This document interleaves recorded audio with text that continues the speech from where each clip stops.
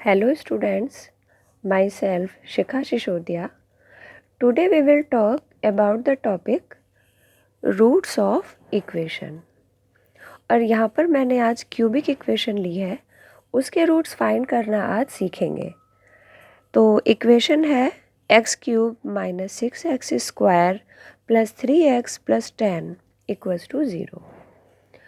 तो इस इक्वेशन के रूट्स फाइंड करने के लिए जो फर्स्ट स्टेप है वो है मुझे x की ऐसी वैल्यू फाइंड करनी है जिससे ये इक्वेशन पूरा सेटिस्फाइड हो जाए। सेटिस्फाइड होने का मतलब है कि मैं इसमें x की क्या वैल्यू पुट करूं जिससे कि ये सॉल्व होकर 0 बन जाए। ठीक है, तो ये इसके पीछे थोड़ा सा रफ वर्क है, तभी मैंने ये वाला पॉइंट x को -1 चूज़ किया है। तो मैं पहले आपको रफ वर्क बता देती हूँ। तो हम पहले रफली चेक कर लेंगे कि ये जो इक्वेशन है इसमें हम यदि x को 1 पुट करें तो क्या ये 0 बन के आएगा। चेक कर लेते हैं। पुट x इक्वल टू 1 तो ये हो जाएगा 1 cube minus 6 1 square 3 into 1 plus 10। ये बनेगा 1 माइनस 6 प्लस 3 प्लस 10 और ये सॉल्व होके आ जाएगा 8। But 8 is not equal to 0। मुझे तो चाहिए थी 0 वैल्यू। इसका मतलब x इक्वल टू 1 ये इस वाली इक्वेशन का रूट नहीं हो सकता। ठीक है, तो हमने x को 1 के लिए चेक किया, तो आप चाहें तो 2 के लिए चेक कर सकते हैं, देन 3 के लिए। अगर पॉजिटिव में ना हो तो फिर हम x को नेगेटिव वैल्यू लेके भी चेक कर सकते हैं।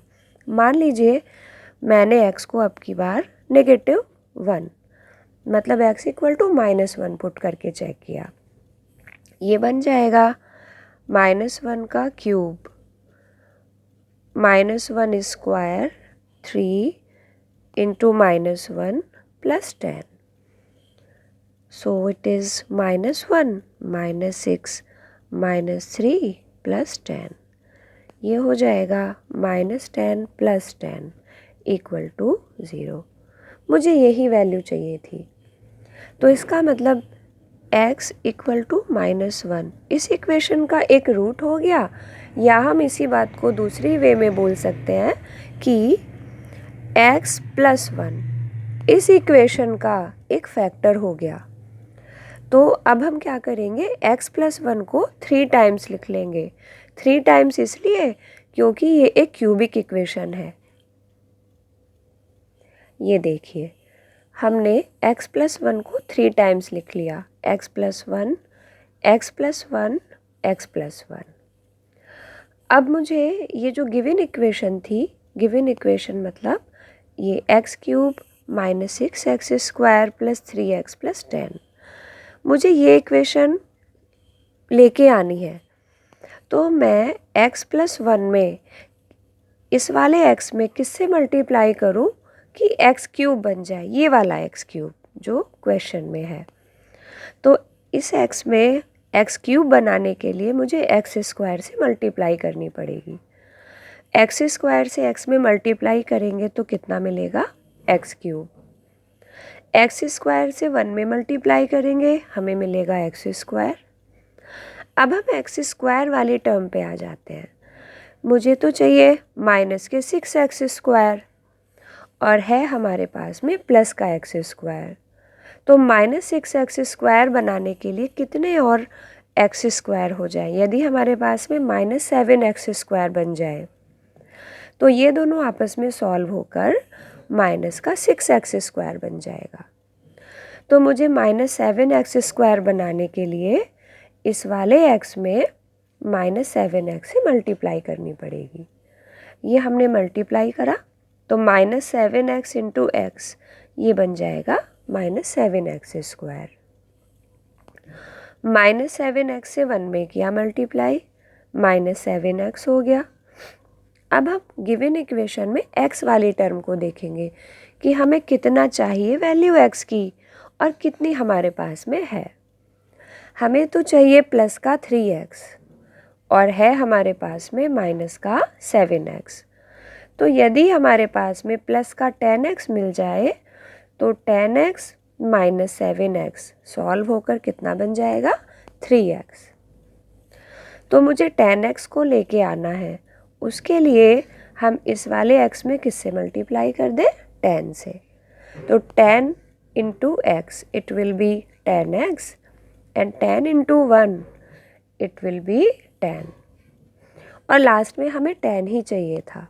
तो गिवन इक्वेशन के अकॉर्डिंग हमारी सारी टर्म्स सेटिस्फाइड हो गई हैं।